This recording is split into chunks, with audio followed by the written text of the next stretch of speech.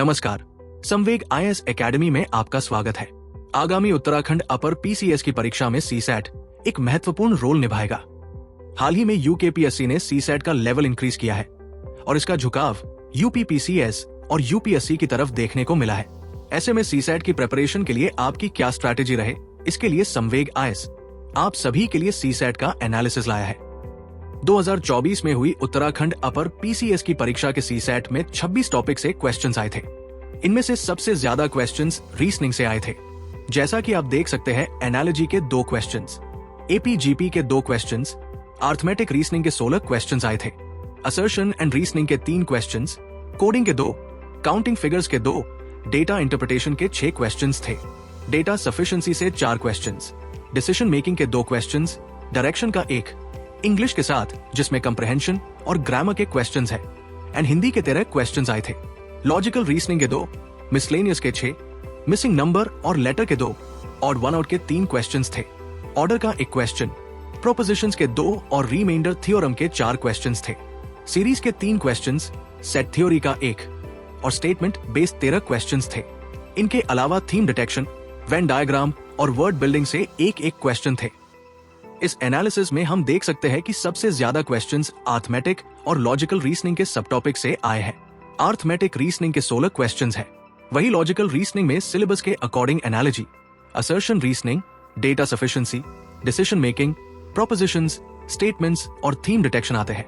इन सभी को जोड़ ले तो कुल 29 क्वेश्चंस बन रहे हैं। अगर इस टॉपिक पे आपकी पकड़ है तो ये आपके लिए सीसैट में गेम चेंजर का रोल निभाएगा। स्टेटमेंट बेस्ड क्वेश्चंस सीसैट में अच्छा स्कोर लाने के लिए काफी महत्वपूर्ण है। इनका लेवल इजी ही होता है और अगर आपकी अच्छी प्रैक्टिस है तो आप मैक्सिमम क्वेश्चंस इजीली सॉल्व कर सकते हैं। ये क्वेश्चंस भी अलग अलग टाइप के हैं। एक बार इनके टाइप्स देख लेते हैं। सबसे पहला टाइप है क्वेश्चन स्टेटमेंट।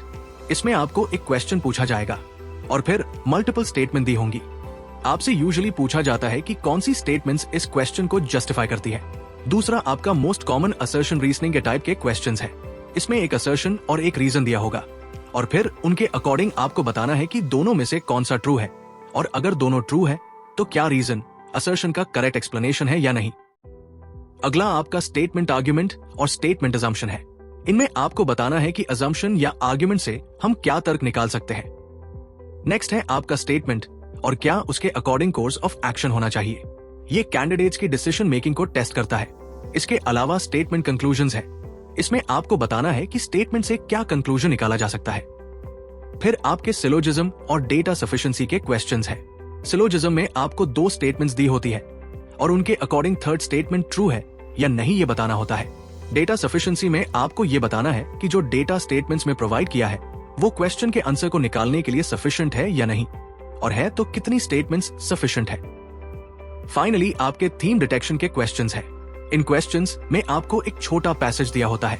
आपको उस पैसेज के अकॉर्डिंग थीम बतानी होती है।